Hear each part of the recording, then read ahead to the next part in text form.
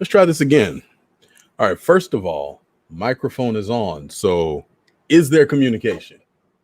Tell me that part first. Do we have communication? Let's see. I'm going to look over and take attendance right quick.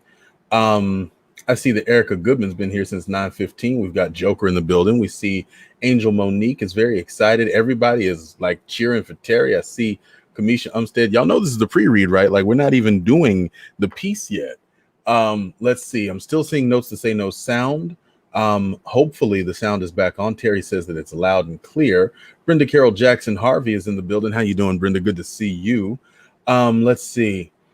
Erica Yolita says you also shared. That's the +1. I'm not sure exactly what that's in referring to. Oh, why am I a top fan +1? What does that mean? Am I a twin? I don't know. I don't know where that happened. Let's see. Terri is shaking with nervousness. And she doesn't appreciate what's going on with the top fans badge. Homie Lou is in the building. And Kamisha says, let us live. No, absolutely not. No. All right. So feedback and the future is what we're going to be talking about. And I have spent a considerable amount of this time. We are now 8 minutes into what should have been our official start time.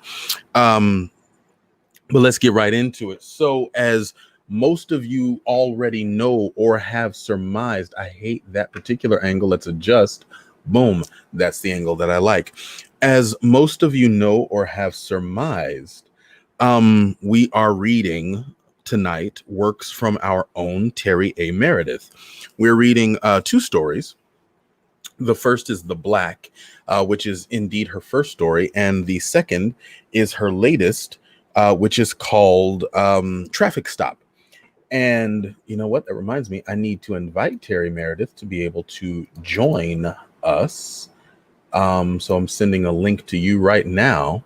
So Terri, I'm going to send that to you as soon as I figure out how. Because I just realized this is all manner of confusing. Okay, got it. So took care of that. Now, where were we? The Black. I first read The Black, I believe, back in April. If I'm not mistaken, it was around April 4th. And I remember when Terri sent the work to me, and she had not yet suggested that I read it. Now, Terri is a master of the subliminal, because what she had done the week before was ask, hey, do you ever read other people's stuff on your show? Like other people's submissions? Is that a thing you would do? And I said, well, of course, certainly it's a thing I would do. It's just, it's not come up and no one submitted anything and I haven't asked for anything. And then time passes and lo and behold, Terri Meredith has submitted a piece. Now, she hadn't submitted it for reading, but she wanted to know if I would read it. Now, to hear Terri tell this story, this was a terrifying moment for her. Now, I see me and I'm like, you know, I'm a regular dude. I write some things, I read some things, and that's it. But Terri, who is such an encourager and such a supporter, had always said, you know, you're such an amazing writer and I'm submitting this work to you. And I'm so nervous. And she was super duper nervous. And then I read it and it's freaking incredible. I loved it. And I said, this piece is incredible and I love it. Can I read this on the show?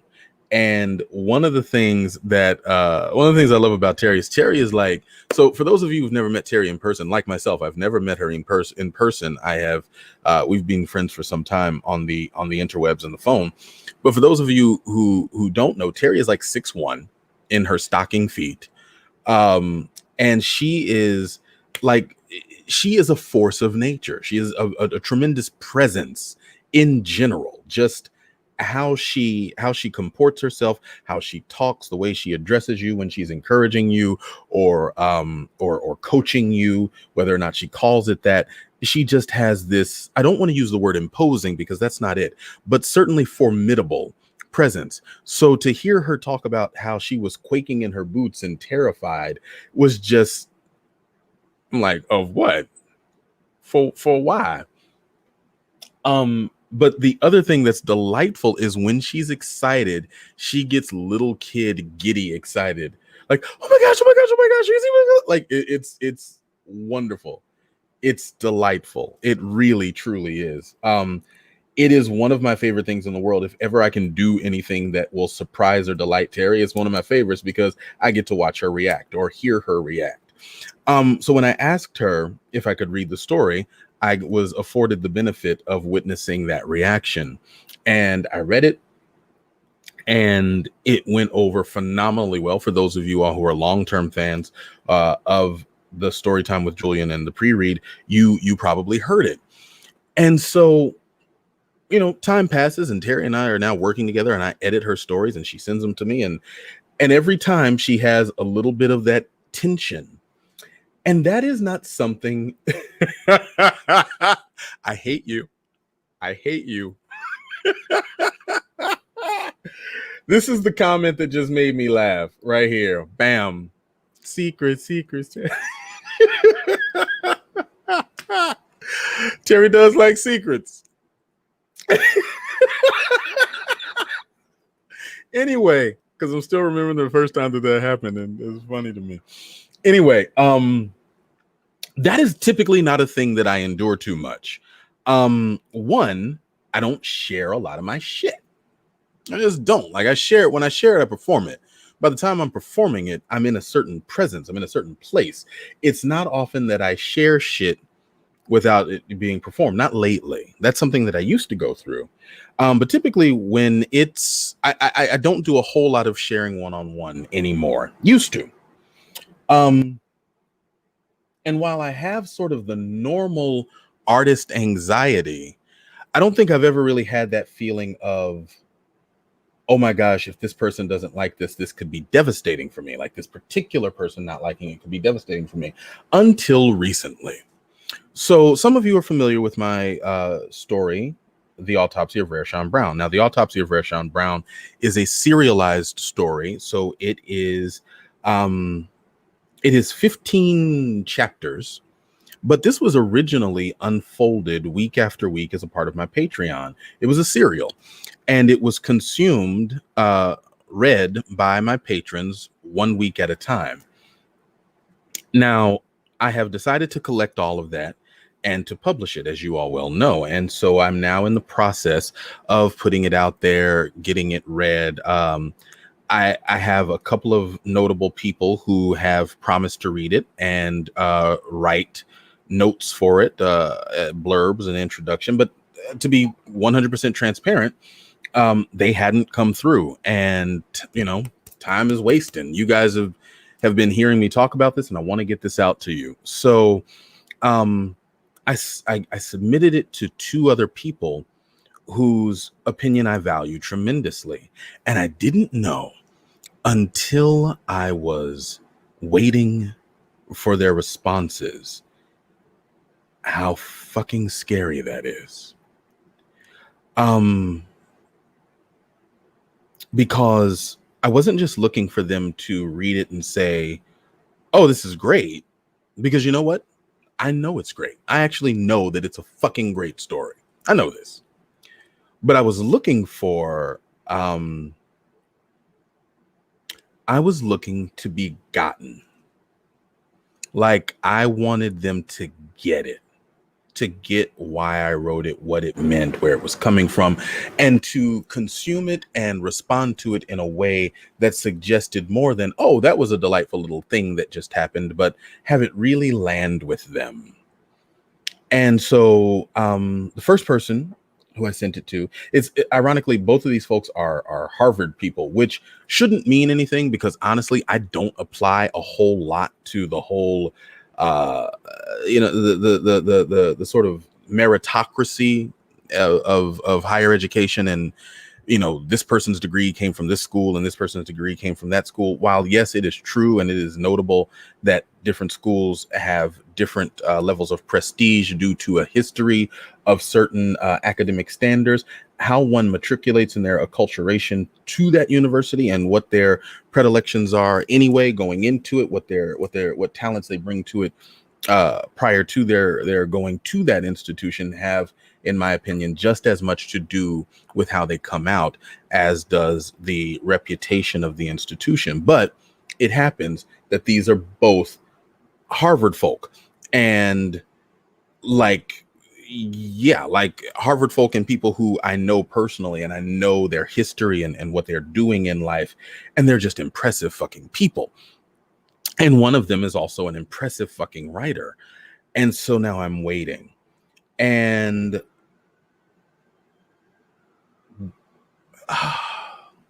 I felt like I was at a Wuhan wet market the way I got gutted.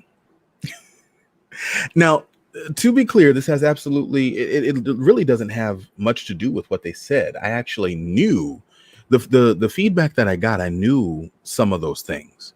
I knew going in.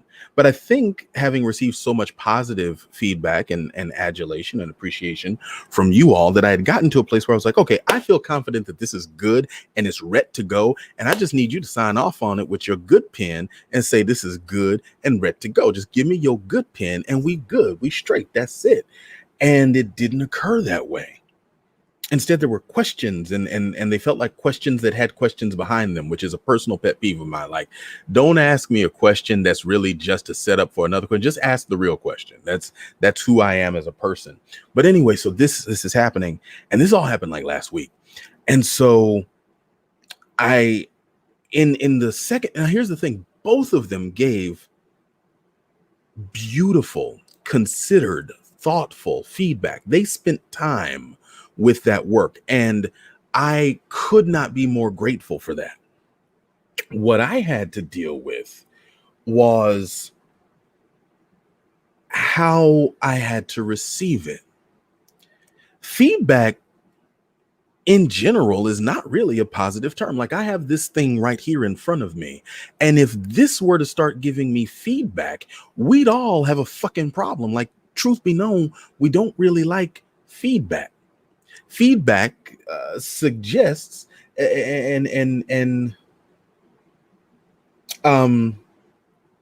feedback suggests an interference in the signal. It suggests that somewhere the signal is matching the report or the reverb, and the wrong thing is being amplified. Like, that's what's suggested by the term feedback. And so, generally speaking, like, do we really want feedback? Yeah, we do. So one of my favorite things about Terri is that when I first met her, she was really transparently clear on, I'm an artist and I'm sensitive about my shit. And one of my more significant relationships in the last 5 years, that particular partner, that lover, said to me, this is not Terri, I don't want to conflate those, but she also said to me, no, I get it. I know how you are. You're an artist and you're sensitive about your shit. And that was like, whoa, I am in fact an artist, because as some of you know from previous pre-reads, I have run from the title of artist for some time, but I am an artist and I am sensitive about my shit. So I'm listening to this feedback and I'm taking it all in, and I'm realizing two things. One, I am going to, it was always the plan to make 2 editions of the Autopsy of Rare Sean Brown. The Autopsy of Rare Sean Brown, as it exists right now, is the one that's going to print by the end of November. That's the one that's happening. The page will be up so that you all can do pre-orders. That's going to happen. And then I'm going to take it and I'm going to revise it and I'm going to expand it. And I'm going to give you all the novel that you deserve. And that will be the full version of the Autopsy of Rare Sean Brown, which will come out sometime later. And I'll have to go through all the copyright rigmarole and, renew it under a different name and get new ISBNs and all that shit. But that's fine. That's worth it. Because the story sits in a weird place. It's not a short story. It's not a novel, and it's just hovering around legitimacy for a novella, but it ain't quite there. And in the spaces that I didn't fill up, there are additional stories. There are parts of stories that when you hear it from me, you can forget about it, because you hear Not God and you hear Kells and you hear Rare Sean. But that when you read them all collected at once, you're digesting it in a way. It's like binge watching a show, except they pulled 5 episodes out of one season. That's what it's like. And I had to accept that. And I had to realize that while I'm an artist and I'm sensitive about my shit, I plan on selling you a book. I plan on selling you a book. And that makes me a businessman. And it's bad business to give people half a product. It's bad business to give someone something incomplete. It's bad business to offer for sale or public consumption at some cost any product that is not ready to be consumed. Going back to the Wuhan fish market, cook the bat before you serve it.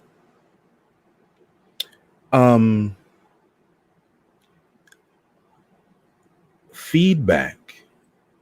If you really want to do this art thing for a living, which I do, this here show, Storytime with Julian, is a part of my art.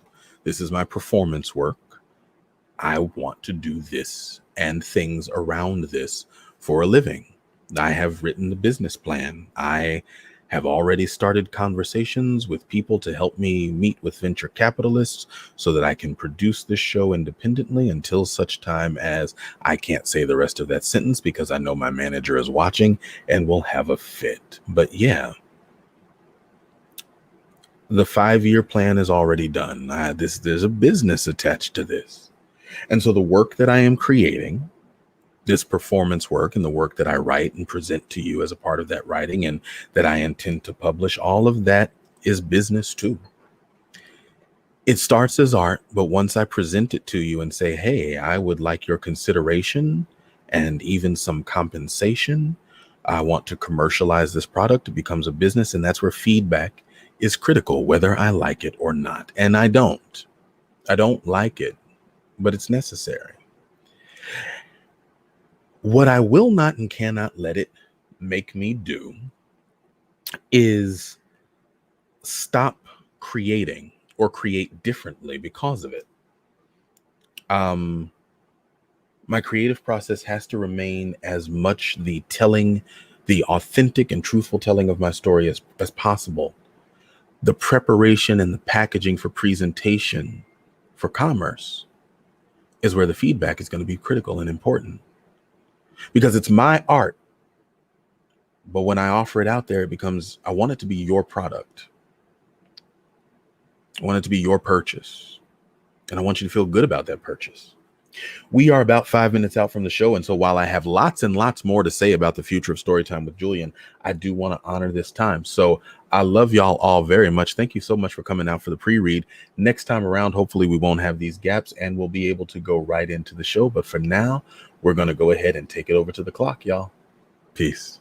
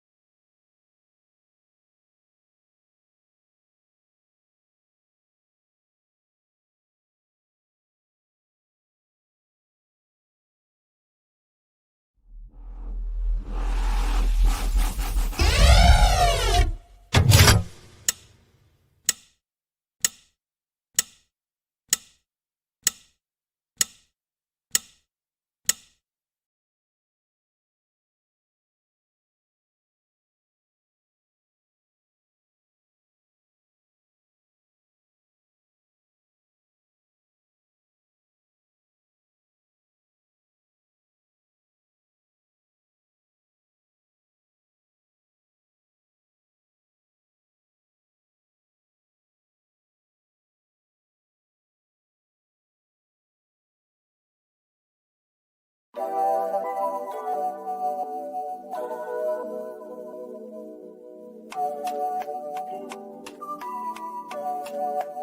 music.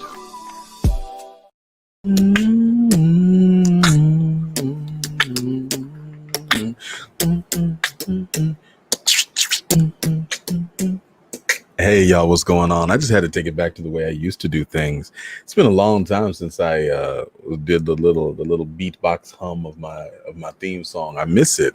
That theme song is actually subject to change in a couple of weeks. I told you all in the pre-read that there was a lot to talk about with the future of Storytime, and we'll have to get to that. I think what I'm going to do coming up for Thursday is we'll do a continuation on feedback in the future, because I did still have more to say about feedback, both about the giving of feedback and the receiving of it. So I'll come back to that. But how y'all doing tonight? It's wonderful to see everybody.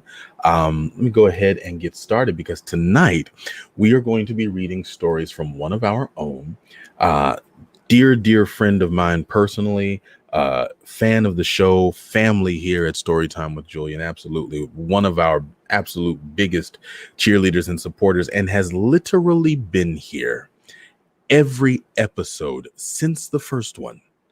I don't know if anybody else can claim that.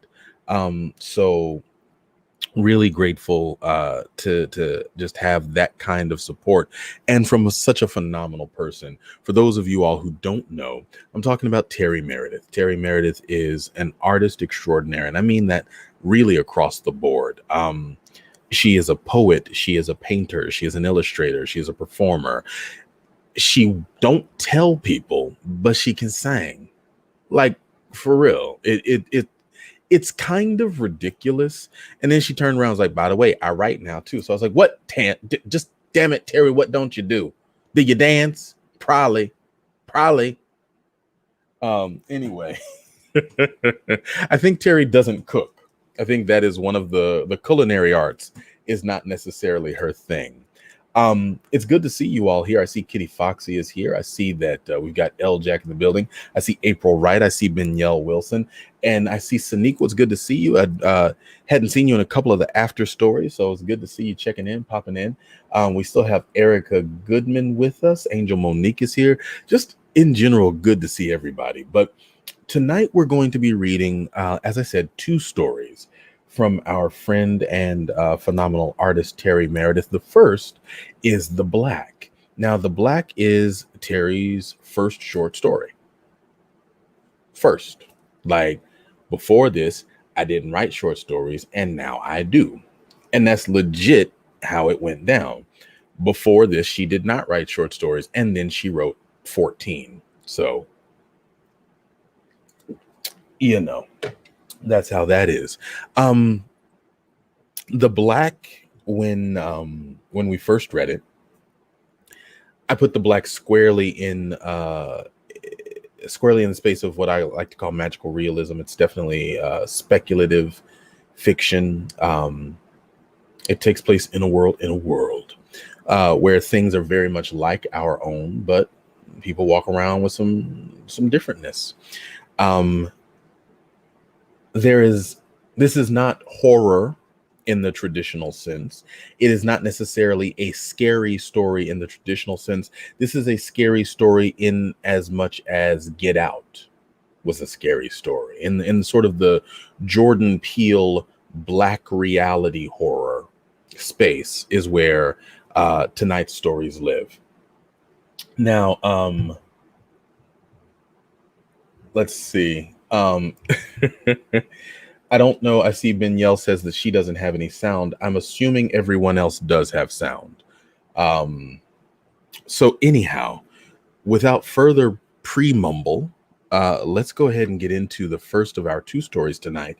And I'm sorry, I should have said this at the beginning. Terri has very graciously agreed to sit in with us tonight. So matter of fact, we're just going to go ahead and send Terri that login. We're going to be doing that right now because I should have done this during the 5-minute break, but I am new to producing my own show while I'm also hosting it. So I don't know how these things work. Cut me some slack.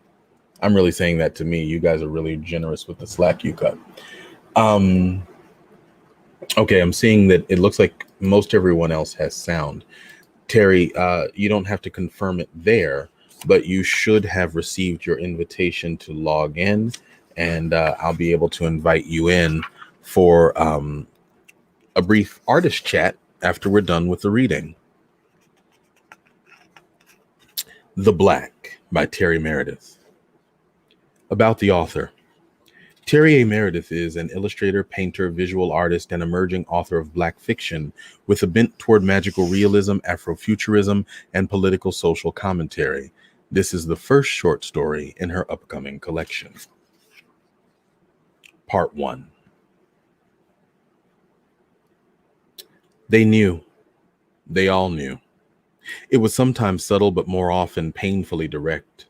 That microaggression shit didn't play with her. She'd verbally gut-spliced many a bitch who forgot their place, men and women alike, co-workers and supervisors. Anyone could get that work.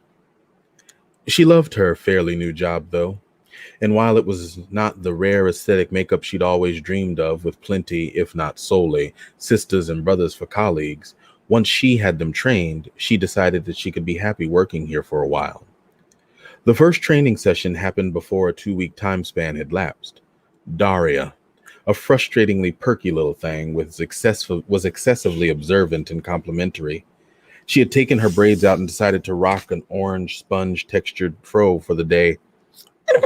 She had taken her braids out and decided to rock a sponge-textured fro the day Aria came bopping into her office, excited as fuck.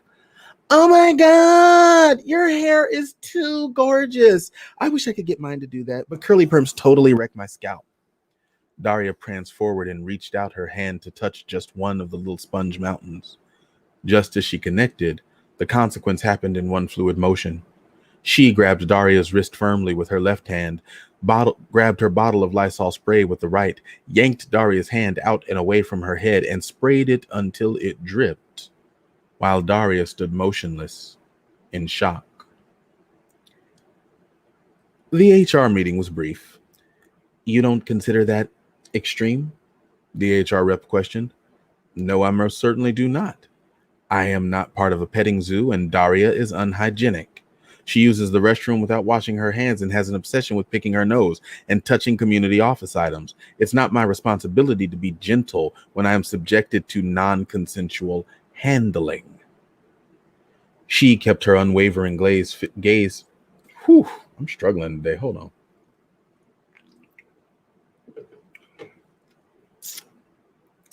She kept her unwavering glare fixed on the HR rep for as long as the rep kept her glare fixed on her. Seconds, though it seemed longer. She knew in that moment that they looked just like that video clip of Diddy and that one contestant on the talent show who had their own stare-off. The HR rep blinked, sighed, nodded her agreement, then assured her that she would speak with Daria to ensure it didn't happen again. She was far from stupid. The word non-consensual was a pointed word selection. Would you really want to be the HR rep that dies on the hill of fighting for your similarly hued colleagues' right to touch, read, inspect a Black woman for a reason that had nothing to do with work? Yeah, didn't think so. Fuck out of here. The hits kept on coming for about a month. Dave, Dan, Jenna, Lita, Carl, Lillian, Roger, Lisa, and many more overstepped their boundaries with the new girl, the Black girl, and each one of them learned to never again try what they had tried.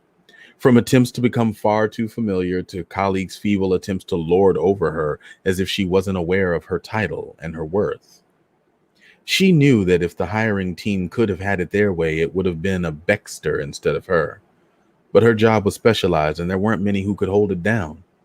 She was efficient, a self-starter, knowledgeable beyond the scope of her title, and decisive, an employer's dream. She made sure they knew exactly who they were getting. There would be no code switching. Fucketh thateth. Her final interview with the CEO and other high-level executives found her in the same blackety-black-ass style of garb she'd worn to previous interviews. Fascinating how greed so deftly suffocates bigotry. She forgot damn show wasn't what they needed, but she wasn't what they wanted. but she was for goddamn sure what they needed. Of course, they still tried to offer her a salary not at all aligned with what her flawless curriculum vitae outlined. She calmly encouraged them to discuss the second page of her CV amongst themselves after her departure so that they might have a chance to reconsider their offer. This encouragement came as she gathered her purse from the position beneath the blazer smoothly onto her shoulder and stood. It's been a pleasure doing It's been a pleasure meeting with all of you. Thank you for your consideration, and I wish you all and this company the very best in your professional pursuits. Another immaculate word choice, because that's what the fuck they had. Pursuits. They were standing on the precipice of eventual success, but subpar past hiring choices had the executives and CEO seeing red, literally. The second page of her CV outlined without an ounce of humility the techniques she employed to put her former place of employment back on the industry map. Stubbornness suffocates wisdom, at least for a little while. It took them 2 days to collectively gather the cojones to call her back and give her exactly what the fuck she deserved, and then some. She'd not always been this. She'd been that other thing for a long while. The remembrance of it was the only thing that could make her shrink in shame. But there'd always been this other thing too. She relied on it more times in her past than she could count, and she wanted to stop. It felt like cheating. As she grew older, she decided that she would keep it to the bare minimum. As she grew older, she decided that she would need it to command the respect that she was so deserving of. Besides, one time the thing kind of backfired on her. It couldn't have happened to a more deserving person, but she knew deep down that every one of them wouldn't always deserve to learn that type of lesson. Most of them weren't strong enough anyway, so she tempered it. But if she opened up too many chambers, it was overwhelming. It could become too much. So she chilled out with that shit. Too much could go wrong. She always got a solid vibe from the CEO. He was warm and seemed genuinely interested in maintaining a pleasant environment for his employees. He'd gone to bat for her when HR hadn't been sure what call to make. Together, they'd elevated the office climate. Since they were virtually absent of any diversity, she wanted to be sure that the sister or brother coming to this place after her could walk into a den of at least temporarily tamed animals, while never forgetting that they were still and always would be wild animals. Even after a few years, she still couldn't be certain that it was because he truly knew what was right and committed himself to being unwavering, or simply because she was instrumental in bringing his company back from the brink of failure. She didn't really know if the distinction even mattered, as long as he didn't try her. He never had, not directly. Until Celia. He was directly responsible for hiring a hoe brimming with the antagonistic nature and absolute vehemence for being placed in a position to work alongside a black. She was 1000% certain that's how she refers to us in the confines where our ears can't hear. The moment that the CEO walked her into her office to introduce Celia to her, and she took her extended hand, she felt it. She felt the thing awakened from its slumber, and the heat roiled in her abdomen. It took her every ounce of restraint not to recoil from her touch. Time quickly proved that Celia was clever. She chose her words carefully. She was calculated in her movements, her inflection, her guise, everything. The others were either purely hateful or purely ignorant, and those types were always the easiest to catch and train. Celia wasn't that. She was destruction, encased in a European standard of attractiveness with a breezy and efficient demeanor that would make it impossible for any of the others to see her for what she was. More so, because they were the same. Celia was just better at it. The first few weeks having to confer with Celia often on various projects resulted in her spiraling backwards into stifled memories of past indignities. It was like quicksand, and she'd worked too hard to get to this point to simply allow herself to drown. Celia would interrupt in board meetings, and when she would look directly at her, elevate her voice, and continue over her, Celia would take a second to appear affronted and victimized, then apologize for her interruption.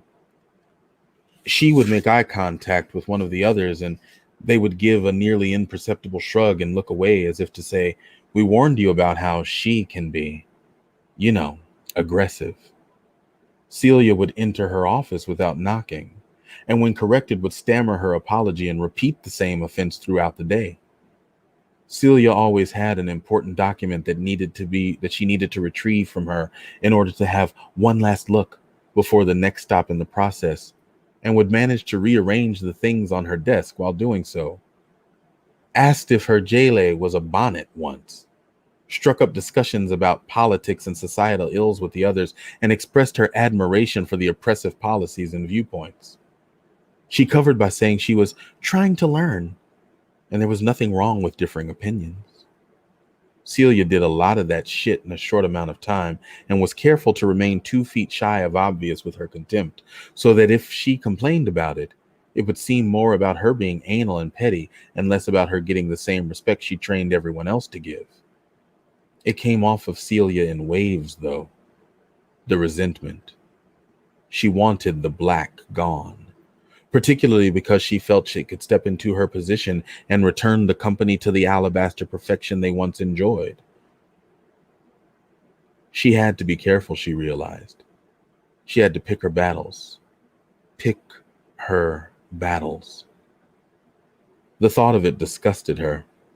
It was a return to the thinking she once did faithfully, damn near without thinking. Complying, not rocking the boat, assimilating, code switching. Everything that could be done to tone down the most amazing thing about her, in the company of her own at least, her blackness. Generations of fear of repercussion and the possibility of loss embedded in her psyche, drilled into her. Don't upset them. They can make shit real difficult for you. It was how it had always been done, by the ones not brave enough to try doing it the other way. She wished she could take credit for finally embracing it, finally hugging the "fuck those bitches, let them try" resilience close to her and lavishing it with motherly kisses as she has now in her adult years. It wasn't, though. It was the thing. It was there whenever they showed themselves. Not that they really tried to hide it. At one time they did, but they felt emboldened now. She only let the thing do what it did when it needed to be done. At least that's what she told herself. How could she be sure that she was in the right frame of mind to decide who needed to experience that? She became more uncertain the older she got, and that's why she vowed to herself to get along without it as often as possible. That's what everyone else was doing, especially the brave ones who rebelled. They did it because it was the only way for them to breathe. She looked over at the clock and set the glass of wine on the nightstand. Tomorrow would be here before she knew it. This was draining, and she needed rest. She wasn't at all sure if she could just allow things to continue as they were. Did she really need to? All the others had fallen in line. Maybe this one would just take a little longer. That was the problem, though. Why the fuck should she allow it to take longer? Why are we always the ones to shoulder the burden of being the bigger person, of handling things as diplomatically as possible? With all we've been through, with all we continue to go through? Nah, fuck that. Her stomach seemed to somersault, and she felt the familiar tightening in her chest. She could tell that it wanted to. It needed to. And why the hell should she deny it the satisfaction of that? That she and it so richly deserved? Fuck it. Tomorrow is tomorrow. And tonight is tonight. So we'll just have to see.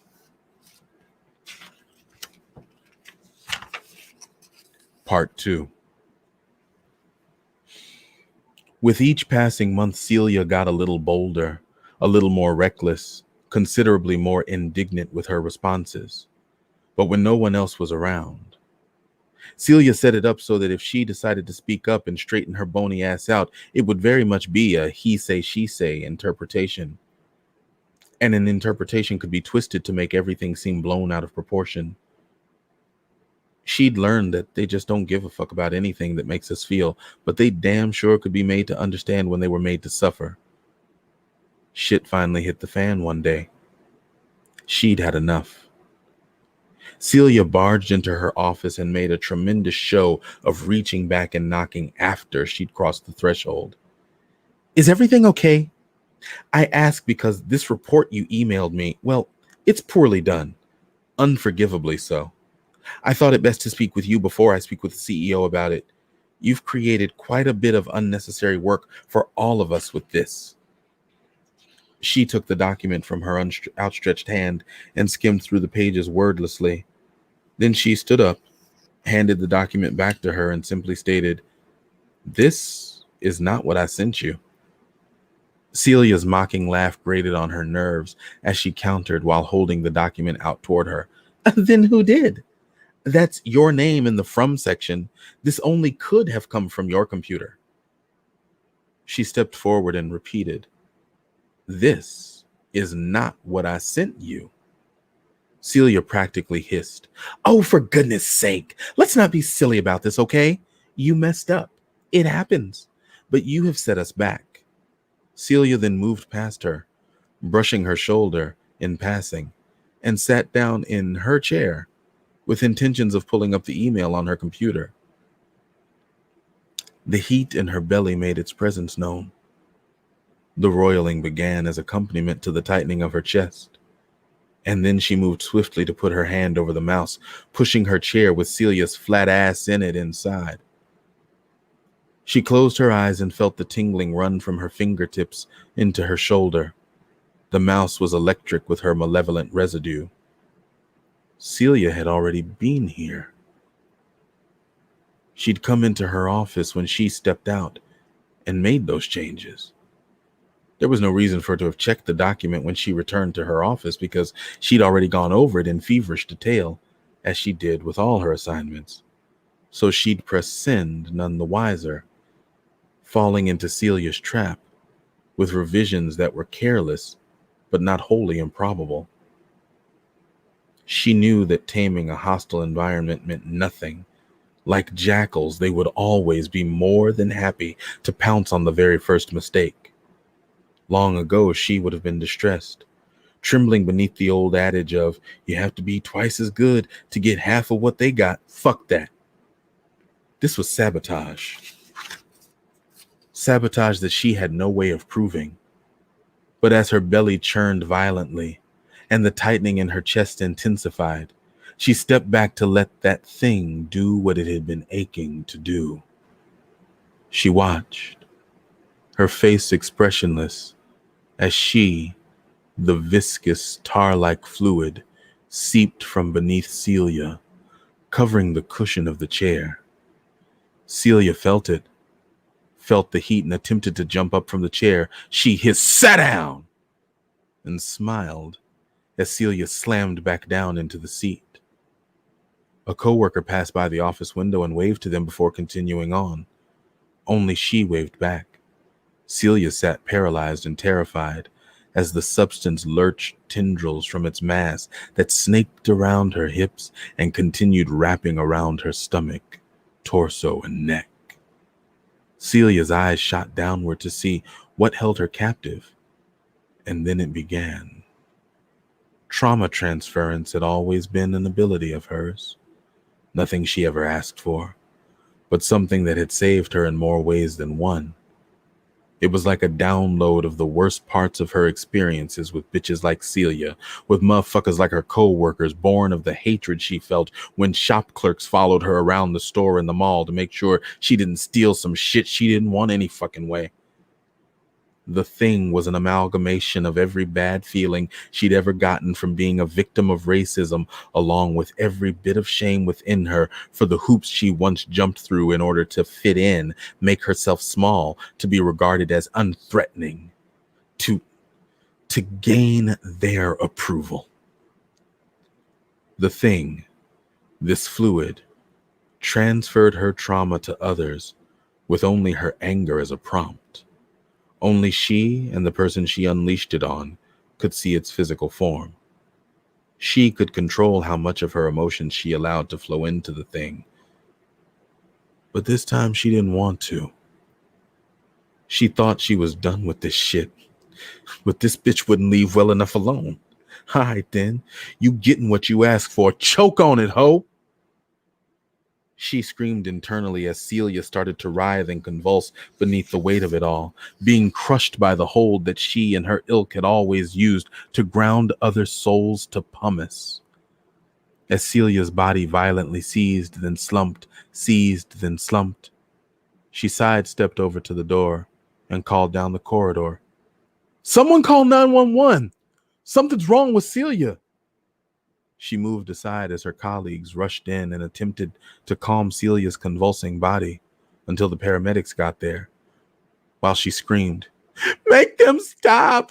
Make them stop treating me like this! I haven't done anything to them! I haven't done anything! Make them leave me the fuck alone!" Once the medics arrived and Celia strapped in, she looked over at her colleagues and whispered, "My God, you think it's a seizure or some type of mental break?" They shrugged in horrified, compassionate confusion. She looked directly into Celia's pain-stricken eyes as the paramedics rolled past and said, "What a shame. There's just no way to know what a person's dealing with, is there?"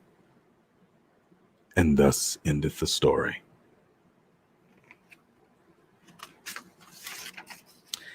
So that was The Black. That was the first short story written by Terri A. Meredith. Now, normally around this time, I would do the thing where we discuss this. But since we have the benefit of having Terri with us here tonight, I'm going to push into the next story. I'm going to ask for your indulgence momentarily. I want to make sure that Terri gets the invite.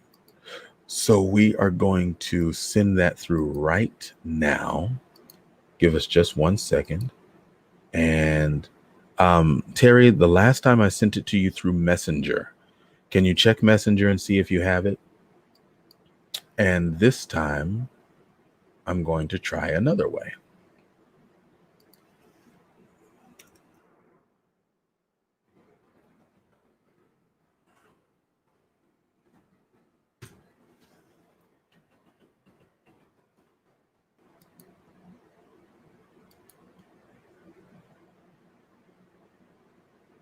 Okay.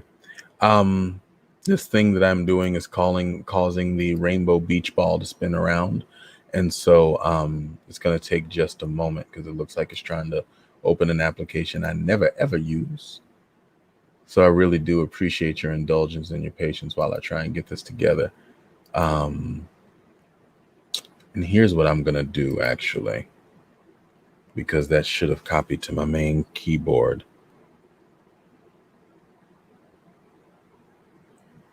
Yeah, Terri, I'm looking in Messenger. You should have gotten both of those invitations. So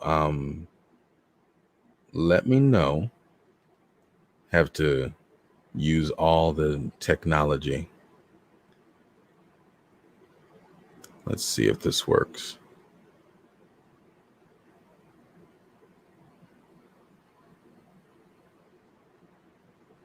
Okay, I've now sent it different ways. Thank you for your patience and indulgence. We're going to go ahead and click through that. And Terri, just let me know in the comments once you have it. Yes, it is. Terri, you're asking if that's, yes, the thing that I sent you is what it is. All right. So that was The Black. I stumbled a little bit more than I would have liked or would have intended. For some reason, it's like all the words were wobbling on the page for me. I'm not sure what was going on with that, but we're going to get it together for this next one. This next one is a newer story. And this is one that I edited with Terri some time ago. She did a thing on this one, y'all. This is a fire-ass story. Again, kind of in that same tradition, I wouldn't call this necessarily a scary story unless you find the plight of some of us in this country to be scary. So whether or not you would call this a scary story, I think depends on the level of humanity that you operate in. So with that said, and without much more preamble, we're going to go into the second story of the night, Traffic Stop. Give me just a minute. I want to kind of recalibrate myself.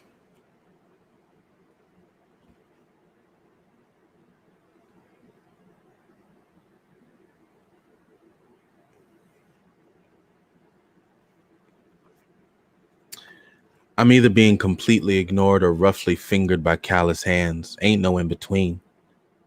There never will be an in between. That's because this life does not belong to me. Someone once decided that the only value that I would ever have was directly tied to someone's handling and ownership of me. Since then, all I've known is uncertainty. Who would I wind up with this time? Is it going to be another asshole like the last one? Is this one going to be worse than the last one? Will there be more of being pushed into hidden dark confines where I suffocate and choke on the malevolence of twisted needs? This dude I'm with now, he's the most hateful so far. Vile. His intentions are a stink that slithers out of his pores unprovoked. But at least for now, right now, I'm still being ignored. And that's good. Is it Stockholm Syndrome if I almost want to be used by him? What if I want him to touch me and provide oily, sweaty purpose beneath his palms, just for the sake of eventual release? That's sick, right? But that release is at least something I have power to control now. Anything is preferable to what it was, being thrust into new rough hands, only capable of doling out abuse to break up the monotony of uncertainty. It's torture being held here till he's ready for me. It's torture because I'm different now. At one time, I had been so conditioned to the it is what it is of it all that I never really cared one way or another. But I care now. I care about where I'm placed, how they dress me, who they hand me off to, how they want to use me. All the same, I couldn't break out if I wanted to. Even if I got out of this place, you can't run from what you are. Ain't no place I've ever been that wasn't a dead end. Seemed to always end up in the wrong hands no matter what. Traded, trafficked, bought, sold, swirling in the vortex of handlers in their hands until they have no more use for me. These days I be here thinking about my purpose and shit. I never used to think about that. Honestly, I didn't think I'd be around very long. The first time I tried to end all this shit, I failed. Well, no, that isn't really right. It's not that I failed. It's that I didn't understand that I'm destined to succeed. Shit sounds crazy, right? It is. It totally fucking is. But if I don't know shit else, I know this. Whatever I set my sights on, my journey is certain. Propelled by a commitment hammered home to a degree that's impervious to defiance. What's crazy is, even when some dumb shit happens to knock me off course, I always end up exactly where I'm supposed to be. It's like that no matter where you go, there you are shit people throw around to encourage motherfuckers to confront their most undesirable character traits or demons. Eventually, I'll confront all my demons. I'll say one thing for this one. He's a careful motherfucker. He's never once gotten too distracted or been in too much of a hurry to make sure I'm locked up before he leaves. Here, in the dark, with a thin strip of light barging through the slats, I realized I'm tired. Like, at my very core. My spirit feels like granules held too tightly together that if released will spray my discontent into the ether. I can feel it right now. a weariness that settles into the sleek heat of this confinement that will only be replaced by agitated anxiety when he returns to this house. Funny. You'd think hearing the click of the lock would be the sound that breaks bits of me irreparably each time. It's not. The click of that lock is the only peace I know.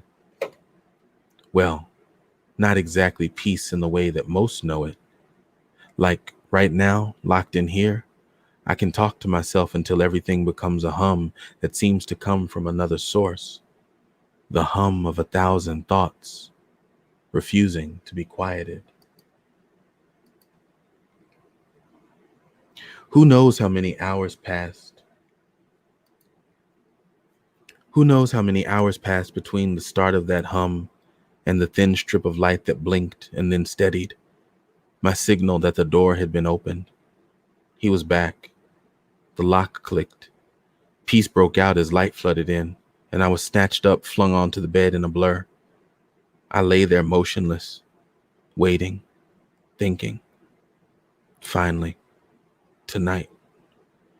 Tonight would be the night it finally happened. His energy was palpable. What follows is routine.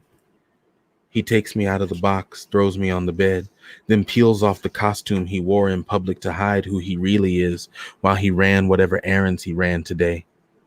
In costume, he looks like an average Joe, but in truth, he's revulsion in 3D. Dimpled, overhanging belly perpendicular to an ass that looked like it was paddled into concave submission. Dingy boxers hang asymmetrically off the rolls and folds, testimony of the elastic surrender, and pockmarks, crusted over with acne, dot his disgusting pale pink skin every few inches, triggering memories of how infrequently the showers run since I've been sold to him. Filthy. He sits on the bed, more of a clumsy collapse because his knees are no more than raggedy cartilage, barely holding on to their anchor points. The mattress sags under his 2 pumpkin-sized cheeks, and then the sudden dip causes me to roll into him like the first boulder of an avalanche. That's when his lust becomes evident. He grabs me with one hand and dumps me into his lap where I sink into the dungeon of his groin. He's hard, but doesn't possess enough penis to hold me in place. I sink deeper until he cupped his hand beneath me to stop my fall, lifting me up so that I'm more or less teetering on the meat of his thigh. He's all heat and unwashed stickiness, but it's okay. It'll be over soon. His kind can never hold back for very long. As predicted, a few minutes later, I'm back on the bed, securely bound yet again. Again, there had been no shower, and there was no light. The sky was a hazy grayish blue that would soon turn black, with only the street lights and car headlights illuminating the helplessness of my situation. He struggles into a too small for his bulk white undershirt and shimmy grunts into his unwashed pants and starchy shirt. Then he dresses me. The same thing every time.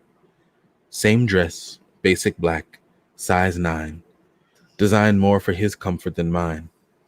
A small little thing he could peel off easily with one hand in case he just had to have me right in that moment. It's a little too tight for me, and it isn't beautiful or pretty, but he likes seeing me in it, so he insists. Something about it just gets him off.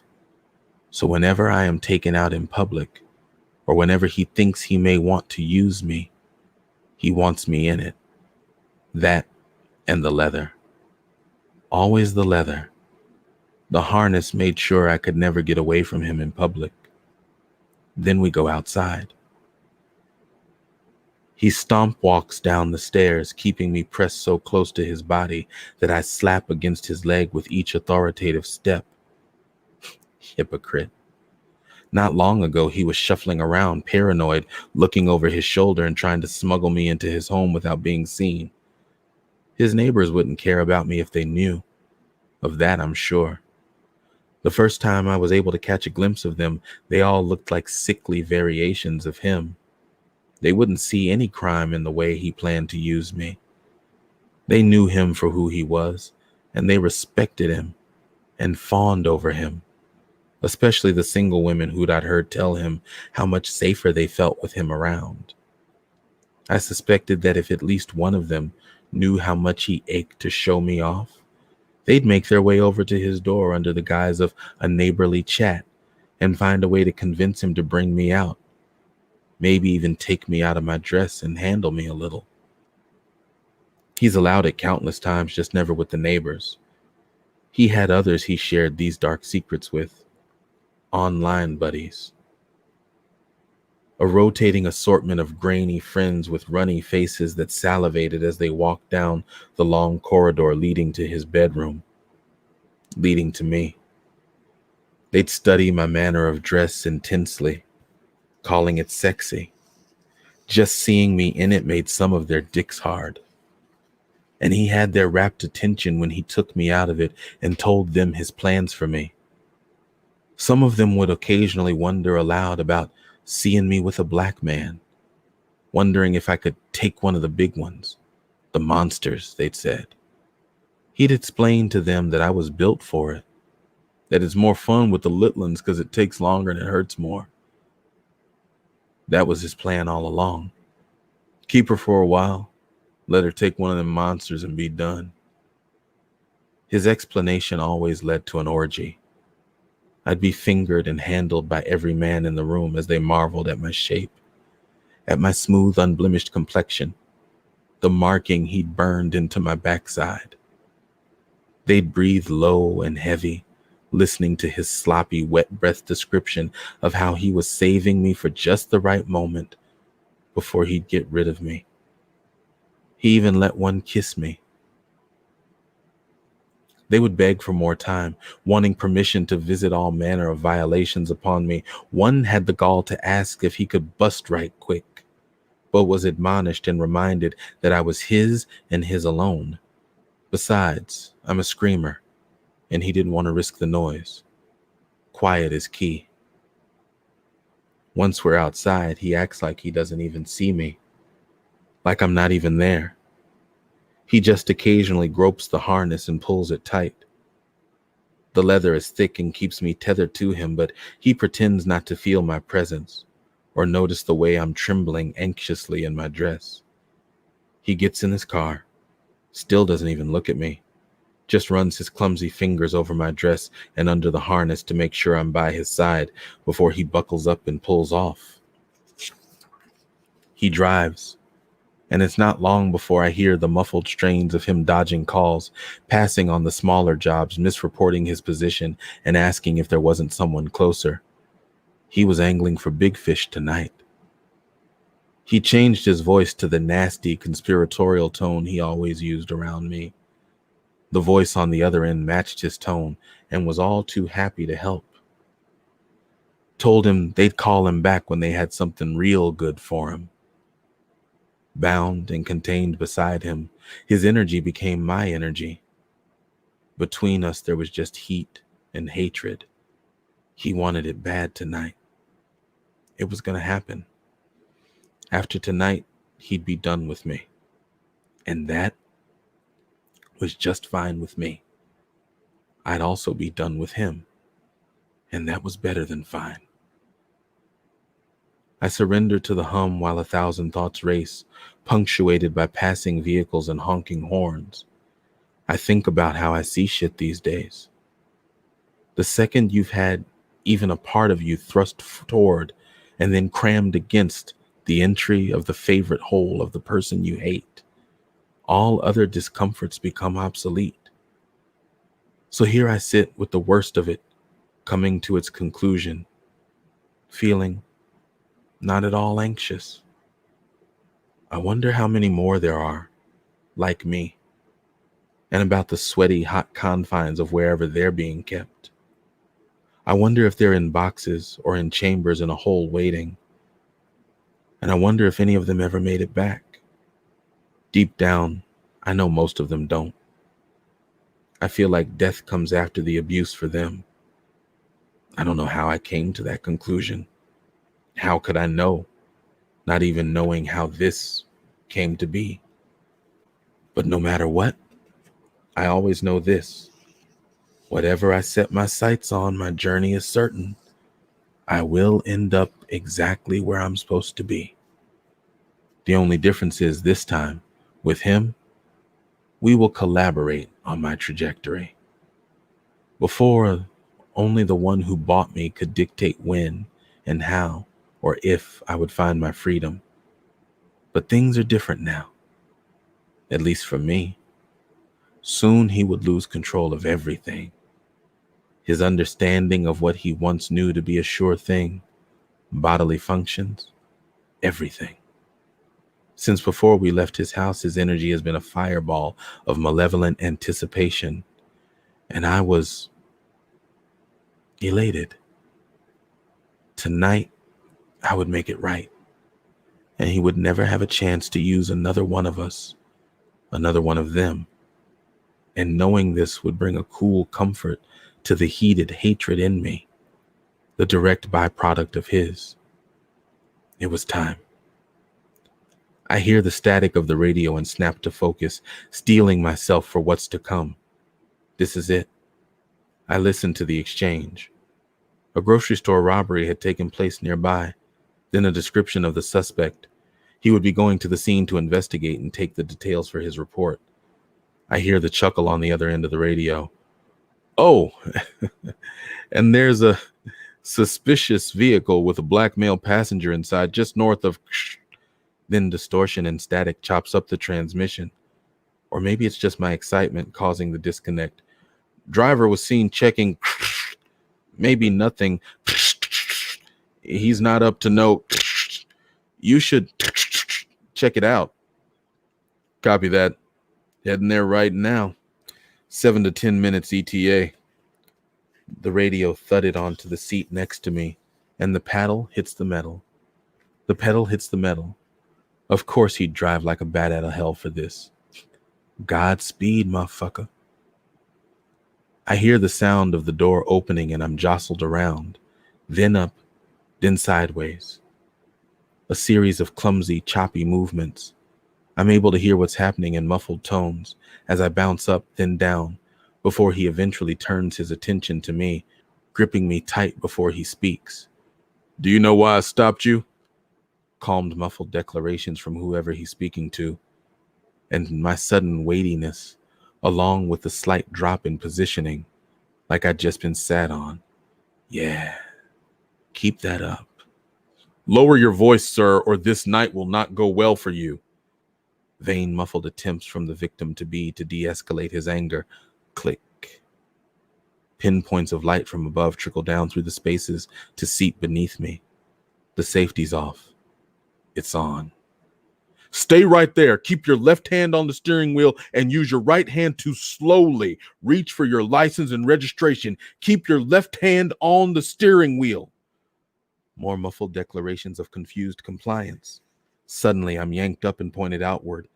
It's dizzying, satisfyingly dizzying. Stop trying to exit the car. Stay right where you are. Drop what's in your hands and put them on the fucking wheel. Don't make me do this. I can see him now, sitting in his car, hands on the wheel, terrified, pleading. And I wait. The pig holds me in shaky hands, but not shaking in a fearful or nervous way. It's the shake of muscles so tense with delirious anticipation that they vibrate and hum like a tuning fork clanged against a countertop. I know that hum well. I bet I could vibrate on my own right now without his help. It's hot now, as if someone is holding a blowtorch to the barrel, and I need to feel the night air. I'm ready for him to do this. His victim's face is taut with horror at the realization of his circumstance, the about to happen of it all. I can feel his energy too. He knows there can be no fight. Flight is the only option. I agree. My captor sees what I'm seeing. His intended victim trying to imperceptibly shift his position in preparation to lunge toward the passenger door. That slight shift in body language is all this grotesque motherfucker had been waiting for, and consequently the moment I've been longing for. Freedom comes now. I explode out of the heat and into the cool, committed to relishing every millisecond of this moment, and believe it or not, there is time. I think about the first time. I was sold into the putrid possession of one similar to him, the same but different. That one didn't have a crisp starch blue shirt for his clammy hands to affix a badge to, or polyester pants he could barely fasten. No, all he had was faded jeans and a big truck with a Confederate flag that waved to all his other yee-haw-wee doggies that passed by. His balding head was barely covered by the wispy strands feebly stretched across the flaky terrain of his scalp, and he had a complexion like a mangy dog's teat-covered belly. That one liked to hang out with all his boys and buds and bitch at each other. We need to do something about this shit. This ain't what my daddy fought for, or yearn, or yearn, or yearn. It's up to us. His energy was different than this one. Like a frayed wire, he shorted out frequently. It was coward's energy, choppy and unreliable, unable to maintain a steady current. That one grunted as he found the step to help heft his jean-clad dimpled ass into his seat. And then he whooped and hollered with his boys in the back of the truck to camouflage that he really wouldn't dare do this without them. Coward energy. He released me from the bondage of the barrel of a break-action shotgun to soar toward the chest of a black man they found walking alone down a winding country road. And now, this one was about to learn what I'd taught that one. Maybe learn isn't the right word. You take the lesson when you learn. But he'll find out.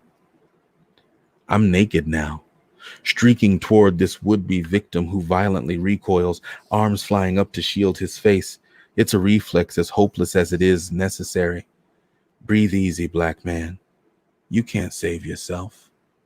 Allow me. There's plenty of time to think on the way I'm going and where I'm going. My thoughts are clear now. No hum, just screaming as the cool night air drags friction against my steel-formed sleekness. This is certainty. Whatever I set my sights on, my journey is certain, and I know exactly where I'm going. Empty space welcomes my piercing scream, and I speed through, focused on the reinforced door jamb and success. I was bought every time because I am successful. I was sold every time because I am successful. I'm a sure thing. There wasn't a motherfucker alive who touched me, rolling me between their fingers in fascination like a blunt rolled in an orchid petal. Who even considered that I might not live up to the expectations set by the man behind the glass? Lives depended upon me meeting or exceeding expectations. I bounced against the door jamb and ricochet, flipping back over front, wrapped in a euphoria usually reserved for young couples engaged in a stealthy feel-up session behind library bookshelves. I'm doing something I'm not supposed to do. That makes it hotter. In one of those turns, just before I willed myself to fly directly at his gut, I caught the reflective glint of madness and hate in his eyes as he looked for confirmation of the hit. And then, confusion behind the absence of blood and tattered, splattered bits of exploded flesh. His wet dreams be damned. This was my fantasy now.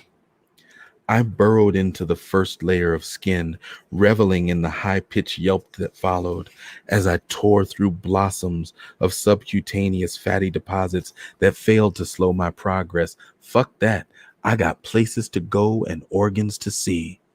I ripped through as much of the nasty that made him as I can, small intestine, pancreas, stomach, spleen, before I'm relieved of velocity and slowed into nesting. No matter how revolting the body I rested in, until I would become no more, temporarily at least, there was peace. The cavity of an entry wound is a beautiful place to unbe for a little while, knowing that I'd be talked about deliciously until my next resurrection. I let the remaining granules of my spirit settle in the pools of blood. I could hear Black Man stammering his call to 911. He sounded like adrenaline-fueled gratitude with a base layer of fearful disbelief. Yes, please, I need help. One of your people just tried to murder me and ended up shooting himself. I am unarmed and was attacked by this cop while trying to figure out why my car stalled on the road. I'm live streaming to social media right the fuck now. Your dead attempted murderer, everything around him, and this call, this shit is streaming live. What? Yeah, my name is Chris C. Jones. I'm at the side road just north of Tulsa before Campton Road.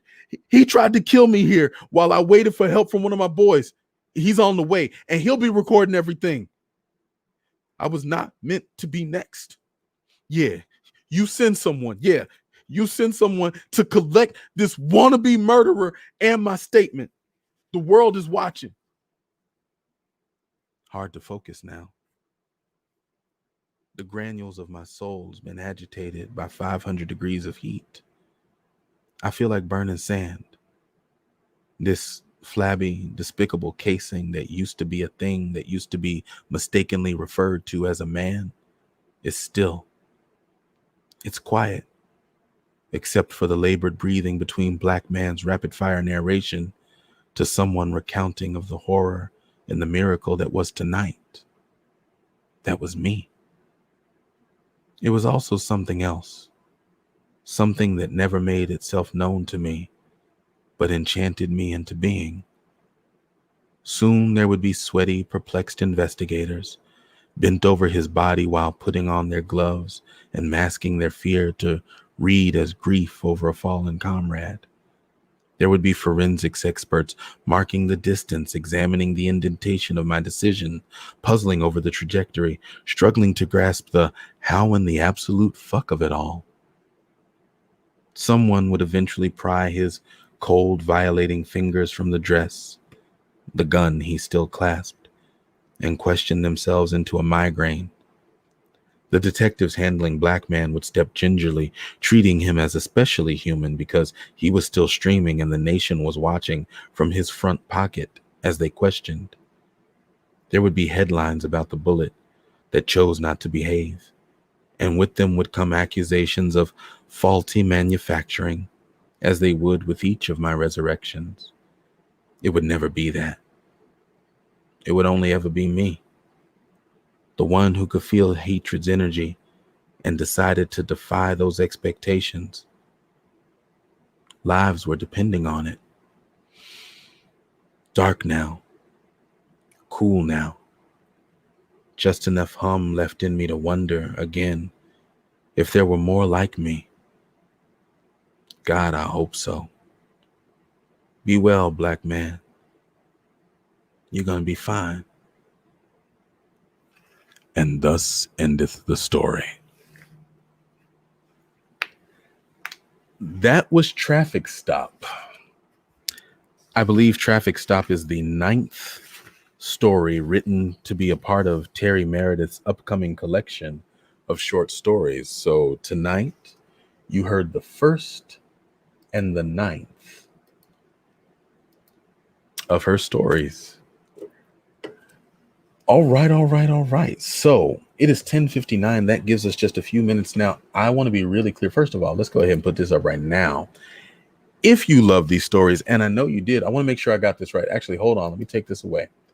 Storytime admins, please do me a quick solid and post in Facebook the proper and correct Griot tipping Cash App link for Terri Meredith. We want to make sure this sister gets her due.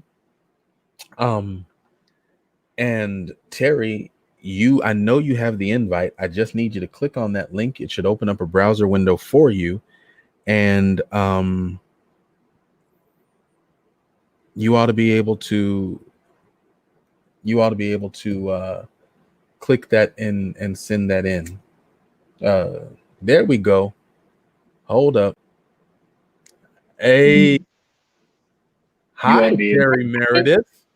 Click that. Hi, babies. And send that in. It's so good to hear you. I'm so glad you're here. There we go. Wait. Hold up. Can you hear yourself all right? Yeah, I'm turning my phone up now. Okay. Things are a little quieter on this side because I don't have the correct external speakers, so I'm going to yell at you a little bit. Okay. But I'm also going to try really hard not to look at the screen and to look here at the monitor, even though I know you're there. But thank you so very much. First of all, thank you so much for sharing this work with us, for letting us read it. It was an absolute pleasure. Let me take off this banner right quick since we discussing. There we go. So we don't have that ticking. And I'd love to just start with the black, if we could. Okay. Tell us everything. Tell us what was the inspiration behind the black, and what made you decide to start there. I don't know if you had a lot of stories in mind when you began, or if you just kind of started with what was there. But what made you start with the black? I don't know if it was a day after or 2 days after your broadcast, but whatever it was, I was really, really inspired by your reading of these stories and being introduced to these short stories by Black authors. And on my job, I usually have a lot of time to get into trouble. So I decided on that day that the trouble I wanted to get into was just staving off the boredom, right? Staving off the boredom by seeing if, I could write something. And the job I'm currently on is staffed by, I'd say 97, maybe 98% Black people, which was a dream for me because I had never been in that environment before. I was always normally the only Black person, in the administrative office. So I was very well versed in the microaggressions, and you know me well, so you know that I don't know where you are. Where'd you go? I'm here. I just put you on the screen by yourself because this your time. Oh God, no, don't do that. Stay with me. All right, I'll stay on screen. Okay, but I've always had a mouse on me, so I was good for cussing out unblacks on my job. And at this age and stage in my life, I simply didn't want to have to go through that. I wanted the familiarity of community of people that looked like me in an environment that I spend so much time in. And I got that wish. And that day, I was just sitting thinking about how dope it was to not have to deal with that. And I just imagined this scenario where if there was a white person in the office, it would, of course, be the one probably that I just wouldn't take to, or we wouldn't get along because there would be that bigotry, to this person. And I just wrote the story from there. I'm sorry about all the jiggling. I'm on my phone. I couldn't make it work on him too. Oh, you're fine. You're fine. I want to go and look at some of the comments right quick and give the people who are here in the audience a chance. And this is actually a really great opportunity for the folks who are following us on YouTube and Twitter to get a chance to communicate with you as the live chat isn't there. But before we do that, let's go ahead and pop this up. Wanted to make sure that I had that right. If you love these stories, and I know you did, I can always tell because I can see the little scroll thing moving when we get to certain lines that y'all get hype about. So if you love these stories, please make sure to always support our artists. Tip your griot. That's Cash App. The Cash App link is $Terri Speaks. That's with a Z. Go ahead and drop that right now. What's that line from Coming to America? We appreciate the kind of money that jingles, but we love the kind of donations that fold. Of course, because Cash App makes that little clattering sound, I want her phone to be a buzz while we're doing this talk, just clack, clack, clack, clack. So please make that happen. Make that happen so that when it's time, she has an easy time making copies of this book available to you all. That's what we do when we support our artists. Now, let's see. Let's go and look for some of the comments. I see, let's see. I saw one. Vanessa Vincent says that she got on thinking that the character was loosely based on you because your voice is crystal clear. I have to agree. When I remember the first time I read this story to the audience, and at that time we were keeping the identity secret. It was like a piece by a new author. I'm not going to say who was somebody new. And then I got to the line that said "fucketh thateth," and I was like, well, shit, everybody knows it's Terri now because it's the most Terri shit possible. But when it comes to this sort of science fictiony bent that you put on She's, and to be clear, for those who didn't catch it in the read, the lead character's name is She.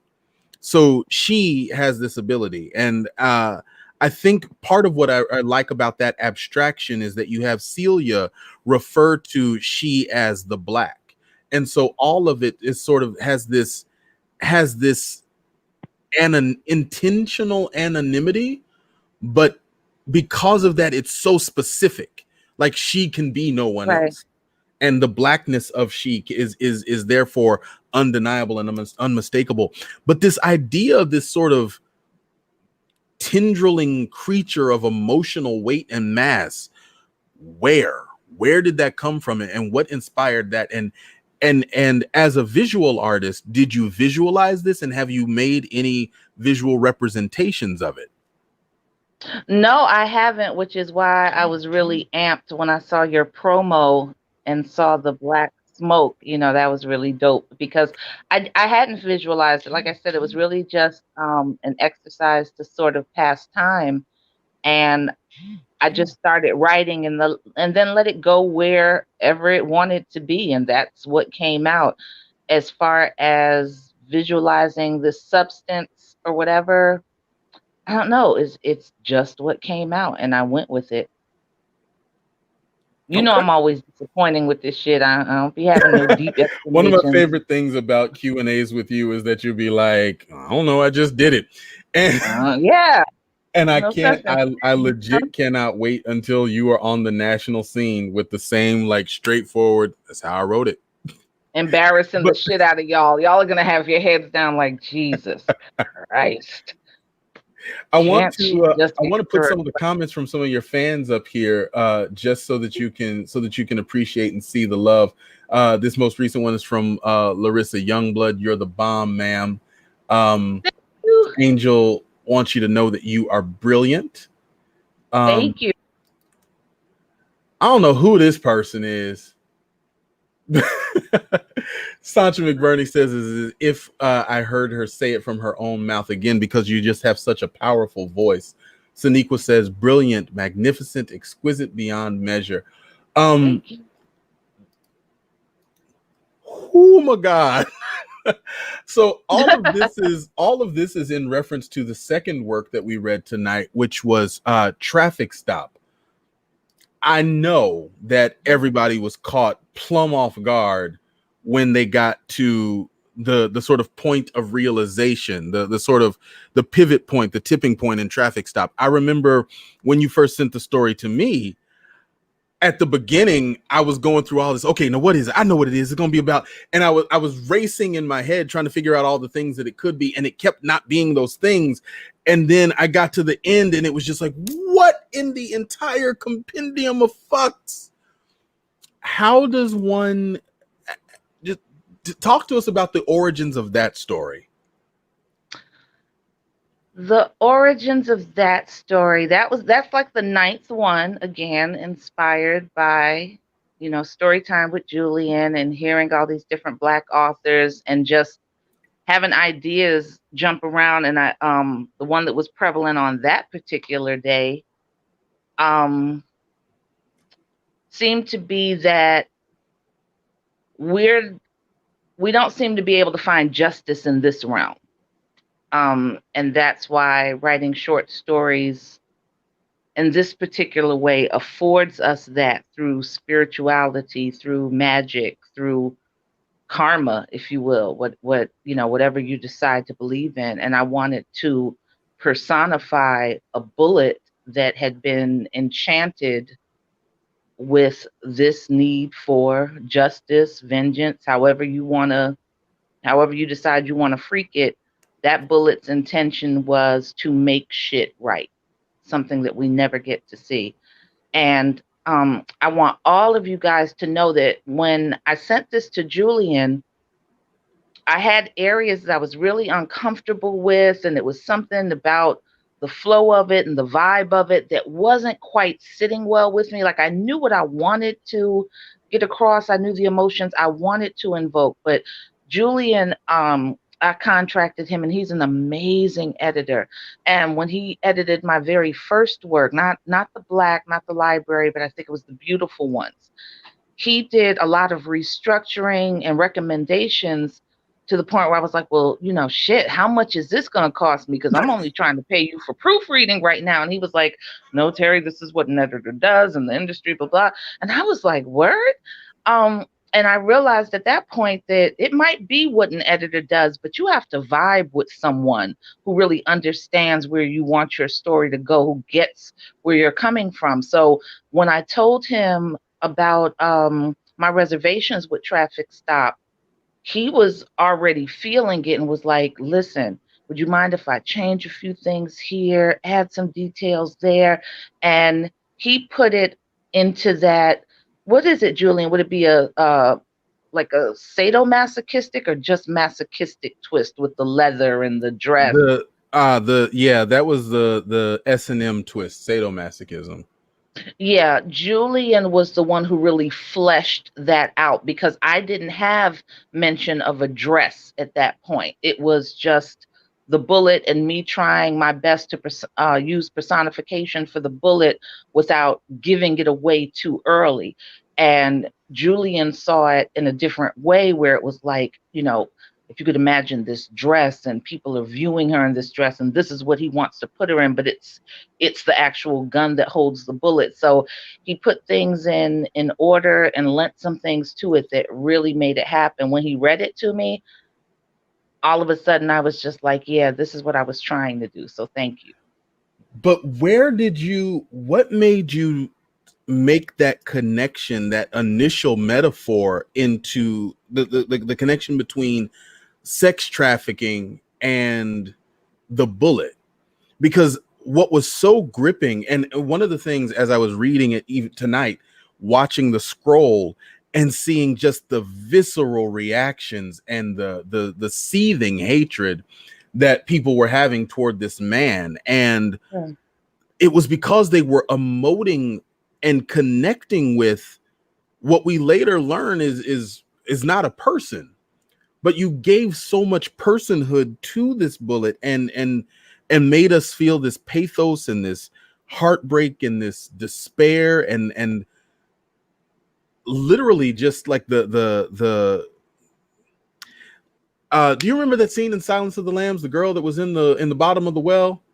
Like, Yeah. I felt the sort of dirty hopelessness of being in a pit every time I read what I thought was this woman's story.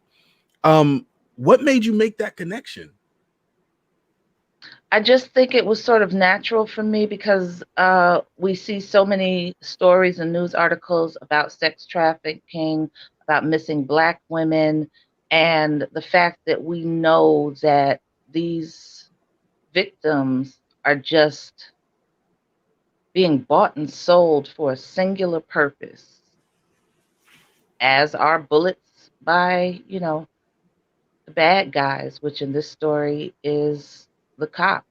Um, and it just, for me, it was just a very organic parallel to draw. It just came to me.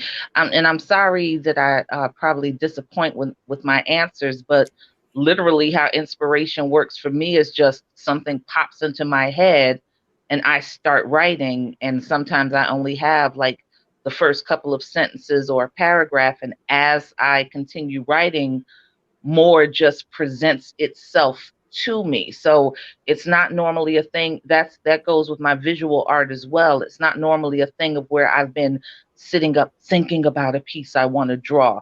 I'm rarely thinking about pieces I want to write. It's just I'm sitting at work or I'm chilling watching some bullshit, on Netflix, and then an idea pops into my head and it'll just be, like a sort of a nugget, and I just build it out once I get started working. So for some reason, like I said, organically, those parallels were just immediately drawn. And I wanted to see if I could work it. Wow. Would you, and I'm kind of putting you on the spot here, so if you're, I have no idea what your thoughts are on this. You've established that this bullet exists sort of as a spirit that is resurrected in different calibers and different guns and different forms. Is this a story that you would revisit? Would you give us a, 15 in the clip and one in the hole? I haven't thought about it, and I really don't think that far ahead, again, because my inspiration comes in such spurts like that. Once I'm done with something, it's such a sigh of relief for me just to actually complete it and have that accomplishment. And usually by that time, I've moved on to the next thing. I'm already thinking about 3 or 4 more stories, or aside from that, I'm now thinking, damn, I haven't painted in a while. I really want to get back to that. So I'm real sporadic and unreliable in that way. So I never can say. It's like, if it came to me to do that down the road, I'd welcome it. I'd fuck with it. I missed that last part. I'm sorry. I said I'd welcome it. I'd fuck with it. Oh, okay. um, I had it. I enjoy reading your work always. It is Thank you. challenging sometimes because, as others have said, to know you and to know your voice is to hear some things in your voice as I'm reading it, particularly as I'm trying to personify different characters. It took all of my energy not to laugh at the word hoe. Choke on I it, hoe. saw I was it. I saw it happen. I tried so hard.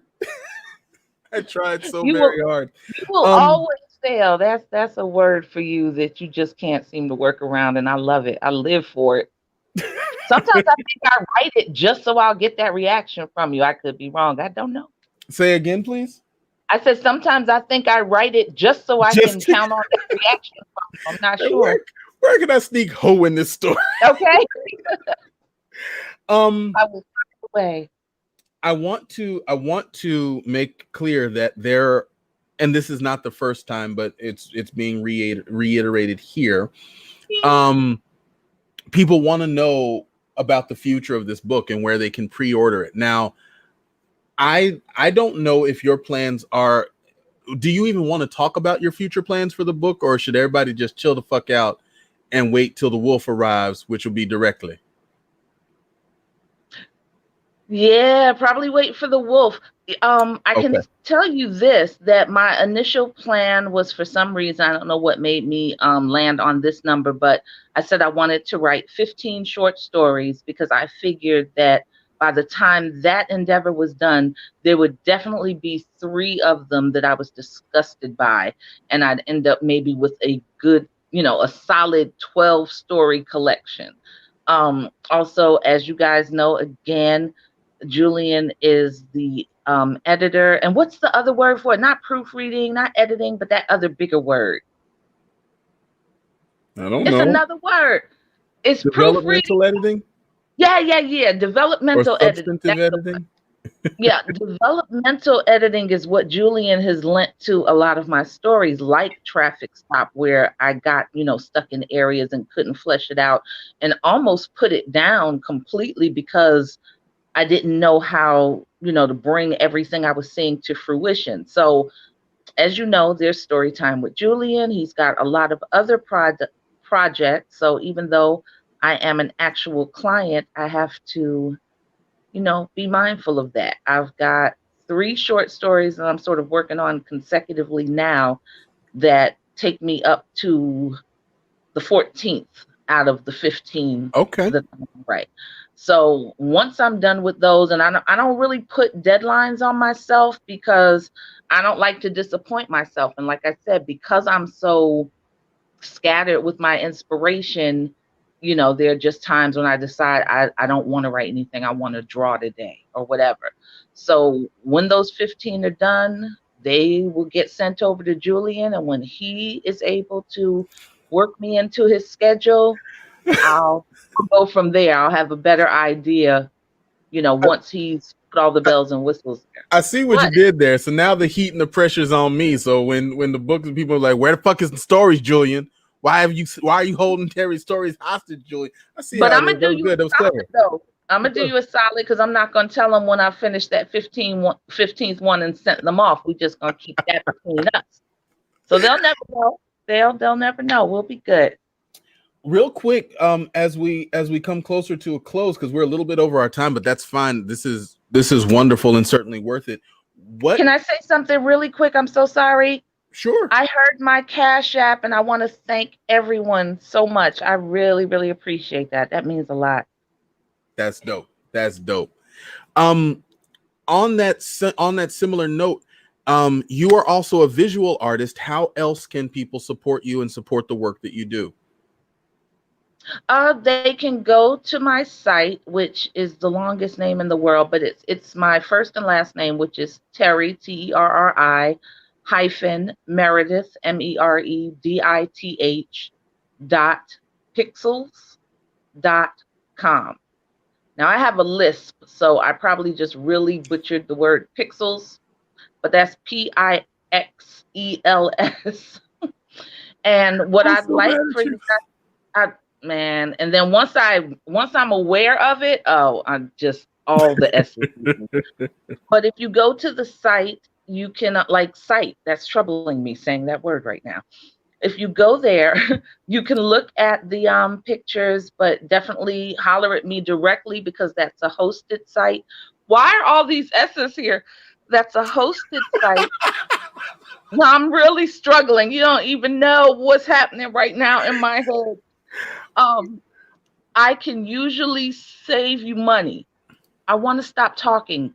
There are a lot of letters after R. There are lots of letters after R, but for those of you all who wanted the information, it's up there on the screen. That's Terri - or hyphen Meredith.pixels.com. And again, to be clear, go there for the showcase, take a look at the artwork, but then holla at Terri directly so that you can get the best deal. And how should that holleration take place, Terri? Inbox. So you can inbox Terri directly. If you have any questions about her art, for as long as Storytime with Julian has been a thing, there has been a piece of Terri Meredith artwork in the background. I love that particular Nina Simone one that is behind me. There's another one. It's a portrait of me on the other wall. And as Storytime with Julian grows, there's always gonna be some Terri Meredith artworks, plural, in the background. Thank you so very much, Terri. First of all, for your sharing. Secondly, for allowing us to spend this time with you. Again, for those of you who missed your opportunity, want to put the link up there on the screen. Cash App Terri. Let her know that you love and appreciate her work. Also, one more thing. Say again. I'm sorry. One more thing. Yeah, no, please. We got to make Angel Monique go get a switch from out of the yard, put her on timeout punishment or something. Because I wasn't able to read all the comments, but I did see early on when Angel Monique was guessing, it was like a gun. And I said, why would she do that? I didn't see that. This early in the story, let people figure it out. Angel. Angel Monique did this? She know that's a no-no. Our Angel Monique? Mm-hmm. Who is a mod and an admin and who knows the rules because they're clearly written. So did. And then came back even stronger once she figured out it was the actual bullet. Was like, I got it. It's the bullet. And I was just sitting here like, man. If the shaming didn't get you, I don't know what will. But she was the first. And thus I love you though. And thus ended the episode. Terri, thank you so much for coming by and for sharing your work with us. And please, as you produce other works, know that we would love to be able to read and share them. Of course, I'll confer with you about that. But we're just really excited to have you on. We look forward to seeing what else you have in store. Thank you. You are amazing. All of you are. Well, Thank you. This has been, I'm gonna go ahead and take you off camera so you can relax and chill, because I know Okay. you get tired of being on camera. This has been Story Time with Julian. I am the Julian in question. Thank all of you so much for coming out and for spending this extra little bit of time with us. I ask that you stick around just a little bit longer for the credits. We're going to go ahead and click out. And then for those of you all who are part of the after story, we're going to be over there soon. So yeah, take care. Thanks for coming out. We'll see you on Thursday. Peace.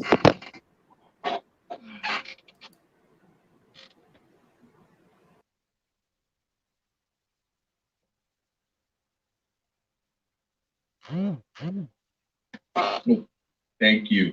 This has been, I'm going to go ahead and take you off camera so you can relax and chill, because I know you get tired.